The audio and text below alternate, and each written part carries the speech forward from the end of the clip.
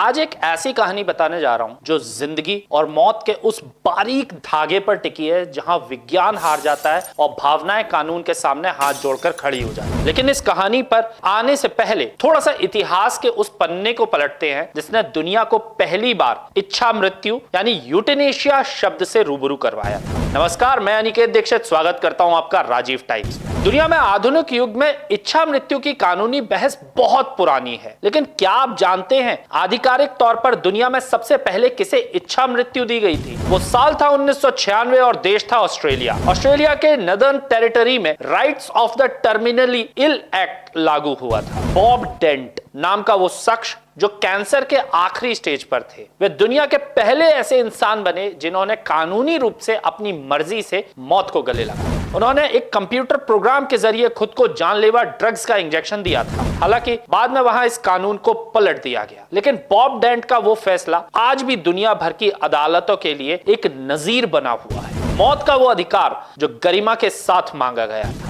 अब लौटते हैं भारत, जहां आज एक ऐसा ही इतिहास रचा गया है। एक कहानी है हरीश राणा की साल 2013 में, जब हरीश सिर्फ 20 साल के थे। एक चौथी मंजिल से गिरने से उनकी पूरी दुनिया बदल गई। शरीर में पैरालिसिस हुआ और वो कोमा में चले गए। पिछले 13 साल से हरीश ना बोल सकते हैं ना हिल सकते हैं। एक पाइप के जरिए उन्हें पोषण दिया जा रहा है। बेड पर पड़े पड़े शरीर में गहरे घाव हो गए हैं, जिसे हम बेड सोर्स बोलते हैं। माँ बाप 13 साल तक अपने कलेजे के टुकड़े को इस हालत में देखते रहे, लेकिन जब उम्मीद की आखिरी किरण भी बुझ गई तो वे सुप्रीम कोर्ट पहुंचे। जस्टिस जेवी पारदीवाला और जस्टिस केवी विश्वनाथन की बेंच के सामने जब यह मामला आया तो माहौल गमगीन हो गया। जज साहब ने शेक्सपियर के नाटक हैमलेट का वो मशहूर वाक्य पढ़ा, टू बी और नॉट टू बी, यानी जीना या ना जीना। कोर्ट ने माना कि 13 साल का यह संघर्ष अब और नहीं। सुप्रीम कोर्ट ने हरीश को पैसिव यूटेनेशिया यानी इच्छा मृत्यु की इजाजत दी। कोर्ट ने कहा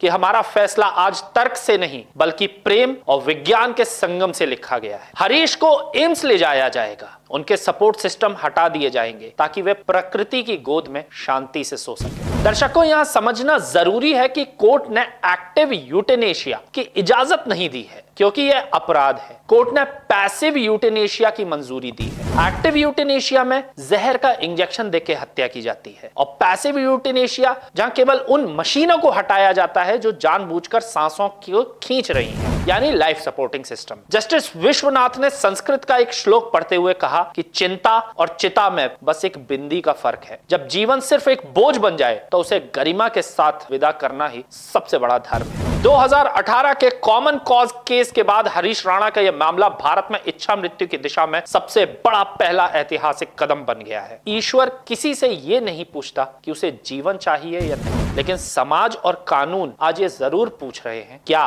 किसी को सम्मान के साथ मरने का हक है? हरीश राणा की कहानी हमें सिखाती है कि कभी कभी सबसे बड़ा प्रेम अपने प्रियजनों को कैद से आजाद कर देना ही होता है। राजीव टाइम्स के लिए मैं अनिकेत दीक्षित आपसे लूंगा इजाजत। देखते रहिए राजीव टाइम्स। नमस्कार।